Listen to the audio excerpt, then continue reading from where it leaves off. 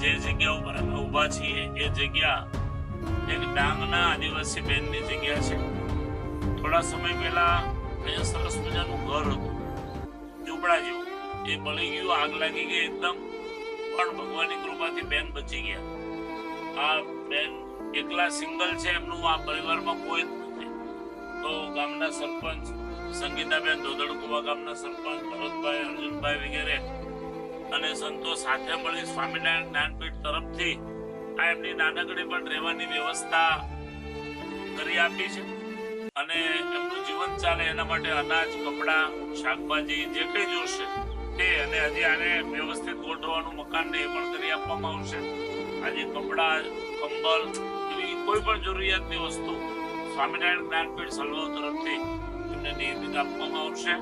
અને આ કાર્યને આની પ્રેરણા આપવાવાળા અમારા સંભવ સંદેશવાળા સતીશભાઈ આ વિસ્તારની અંદર ખૂબ સામાજિક કાર્ય કરી રહ્યા છે. અને આવી જે કોઈ પરિસ્થિતિ જેમની હોય એનું ત્યાં નિદર્શન કરી એમને રૂબરૂ મળીને અમારા સુધી વાત પહોંચાડે છે.